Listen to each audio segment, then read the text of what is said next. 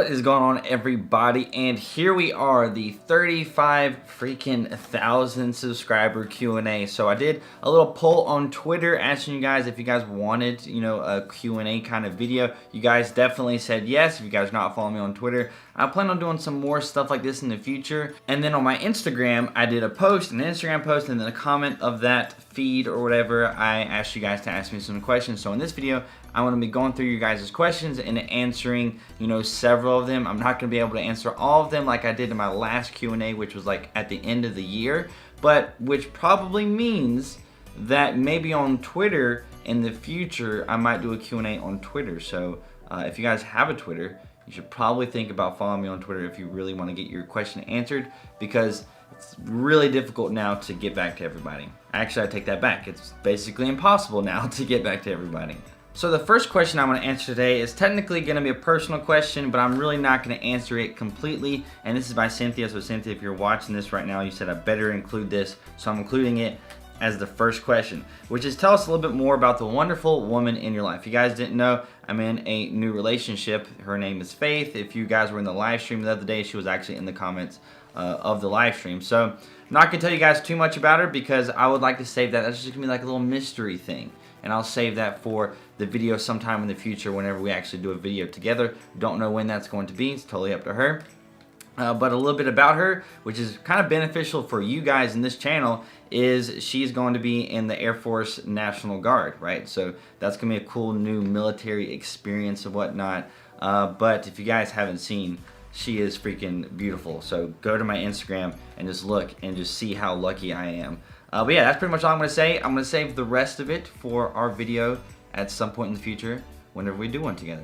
So the next question I'm picking is basically because we talked about this in my ROTC class literally just last week. And that is, have you ever experienced toxic leadership in the Army? It's one thing I kind of fear when joining the Army. I understand it may be inevitable, which is not really true, but have you experienced it, or is there any way to get out of that kind of situation? So if you guys don't know what toxic leadership is, it's pretty self-explanatory, but it's when you're in a situation, in the military, and whoever's above you is just, not only are they a crappy leader, but they are doing really shady, not good things, sometimes illegal things. They're abusing their power and stuff like that. They're not actually leading you, right? So we talked about this a little bit in my class, my RTC class, because when you're in RTC, you're learning how to be a leader. Not just an officer, you're learning how to be a leader. And with toxic, like actual toxic leadership in the military, there shouldn't actually be toxic leadership, because if there is toxic leadership as defined by the Army, then they will get kicked out of the Army. So you shouldn't actually have toxic leadership. I have never experienced toxic leadership, which is having somebody who was just abusing the crap out of their power. They're having SHARP violations, which basically SHARP violation is sexual harassment, assault prevention, something like that. I can't believe I forgot the acronym.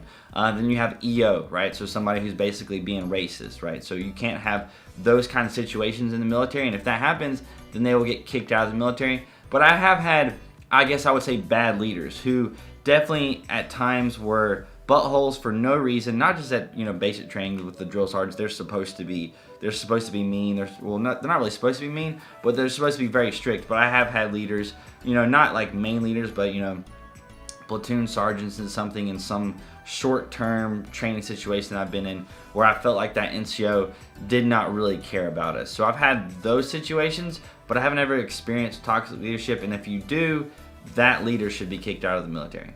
Next question is, if you had chosen another branch in the military to serve in, which one would it be? Love your videos. Well, thank you. If I had to pick, I've told you guys before, I got this question probably like 6 or 7 times in the comments, which is, did you ever consider joining another branch? The answer to that is no. But if I had to join another branch, it would have been the Air Force, basically because, I'm a tech guy. I would have picked a tech job, something related to that. So yeah, I mean, in a long time ago, like a long time ago, I thought it would have been cool to be a pilot. So I guess Air Force would have been the way to go. Are you a Christian? Yes, I am a Christian. If you guys want to know more specifically, I am Baptist. So I've talked about that, but some people still want to know. Maybe you're curious, but the answer is yes. This question I don't actually want to answer right now because I do hopefully plan on making this in the future, which is what are some good preparations for RASP while at AIT? And the video I want to talk about in the future is going to be preparing for RASP, because my brother he went to pre-RASP, but he has a buddy who actually went to RASP twice. And hopefully in the future we can make a video talking about that, because I love helping you guys prepare and stuff like that. So if you are planning on going to RASP in the future and it's several months down the road, hopefully this video should be out before then, to where you guys can kind of know more specifics about RASP, because obviously I've never been, so I would only know what you guys can Google. But from getting personal experience, I would like to get that and then put it on YouTube for you guys so that you can actually prepare for the Ranger Assessment and Selection Program, which is what RASP stands for if you guys had no clue. Do you think it would be necessary to practice the phonetic alphabet before joining? And the answer is yes. I actually have a video where I talked about some of the things that you should learn before joining the Army or before going to basic training. I've made a video talking about that, and I believe one of the things that I talked about was learning the phonetic alphabet. It's one of those things that you got to do in your future soldier training. The online future soldier training is one of the quizzes, I think. But learning the phonetic alphabet is good whenever you get to basic training. If you ever have to do a 9-line, which you're at least going to have to practice that a few times, I guess. If you ever have to do that, then you'll be able to speak with the phonetic alphabet, and you'll know the numbers and all that stuff, and you won't just be blanking and sound stupid. So this is a comment, not really, it seems more so of a question, but the part I want to focus on is my boyfriend is currently finishing AIT at Fort Benning next Wednesday, and we're wanting to move together to his next duty station, right? So something that I want to mention to you guys, I guess this is a little tip, or this is something to talk about. You're not actually going to be able to live together on post if you're not married. You have to be married, and if you are married, then you can get a home, you can live together on post. The other thing is, if you want to live off post, you can do that, but you're also going to have to be a certain rank, which is I believe E6, and or you're going to have to be married.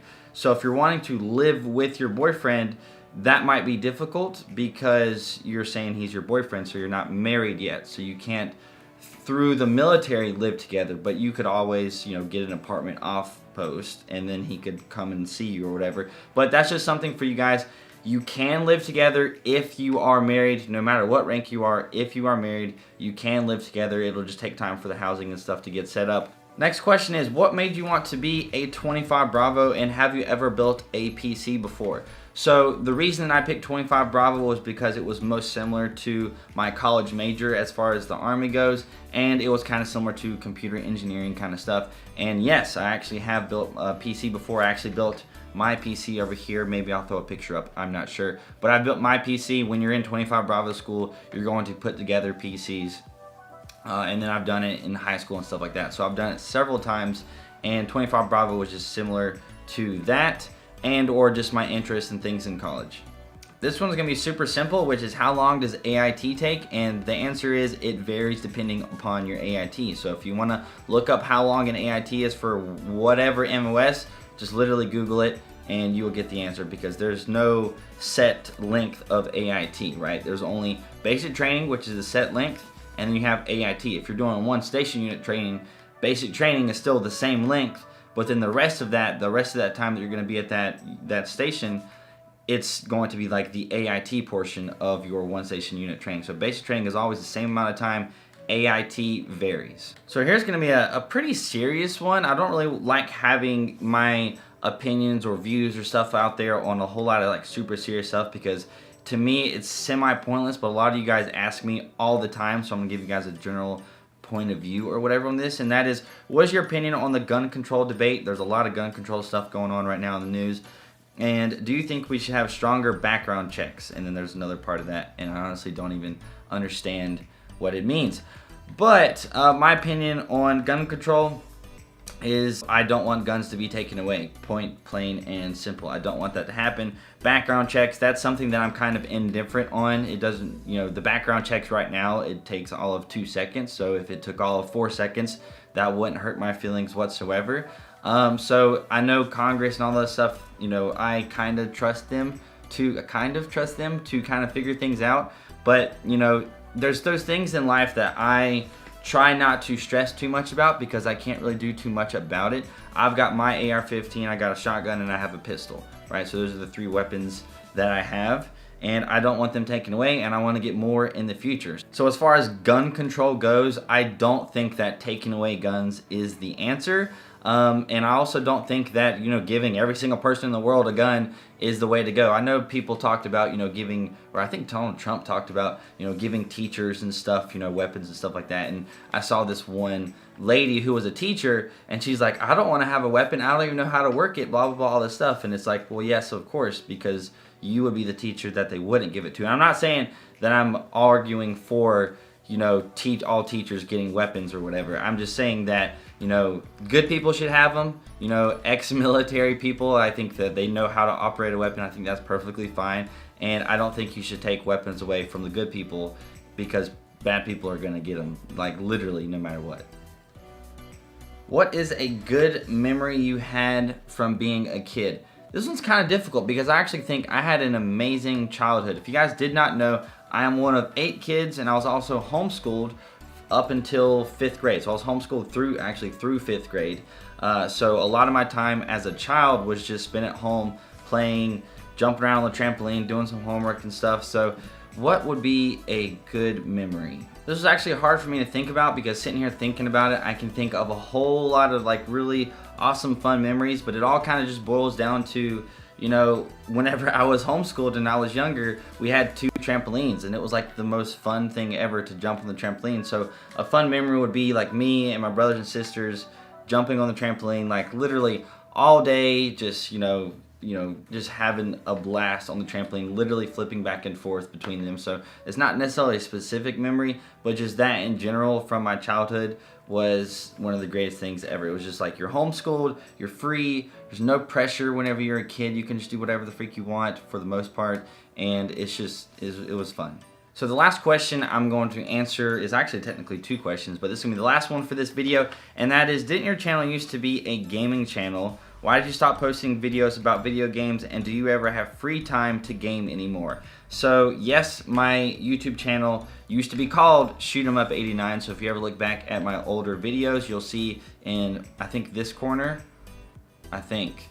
maybe. This corner right here, it says like Shoot 'em Up 89. That was because that was my old YouTube name. Then I changed it to my actual name. And I never really stopped posting videos about video games. There was a time whenever I uploaded, videos about Call of Duty literally like every day for a couple of years. If you guys didn't know, I've probably uploaded over 1,000 videos to YouTube, and only about 300 of those, 200 to 300 of those, I don't know how many Army videos I've done, but 200 to 300 of those are about the Army. So I've uploaded like 600 to 700 videos that are just like Call of Duty related and whatnot. So I did that for a very long time, and I never really stopped. I just kind of slowed down because I got older, I went to college, it was never really going anywhere, but every now and then I still uploaded videos to YouTube, and that's kind of the reason why this all started, right? So I was just always uploading videos on YouTube back in the day. Whenever I made, videos about gaming, I still talked to, not necessarily you guys because you weren't around back then, but I talked to my, hundreds of subscribers back then about me and my life and stuff like that. And so with the YouTube channel going forward, I made videos about the military because that was what I was going on with my life. And then I made, some more videos, and then it started catching on, and then bada bing, bada boom, here we are. And the last question of that little 3-question is, do you ever have time to game anymore? And the answer is no, not really, and yes, a little bit. So if I ever do have free time, generally what I do is make a YouTube video, reply to your guys' comments, do some schoolwork, which technically is still not free time or whatever, but with me having an actual job, YouTube as a job, and then being a full-time college student, and then on top of that, I go to the gym, right, consistently, right? So that is like a set thing that I do, basically 5 days a week. That's going to take about 2 hours of my day every single day. So I have all these things that require me to spend all my attention and time, and gaming has taken a backseat by a long shot. I haven't played Call of Duty since literally the last time I did a live stream for it, which I think was like the week or 2 or something that it came out. So in the future, I'm still gonna make like a live stream of Call of Duty, but I don't think I'm going to ever make Call of Duty videos anymore. Actually, I know I'm never gonna make Call of Duty videos anymore. I'm just gonna do Army videos, fitness, vlogs, stuff like that I'm doing right now, which I really enjoy. And then I'll do a live stream of Call of Duty once in a blue moon.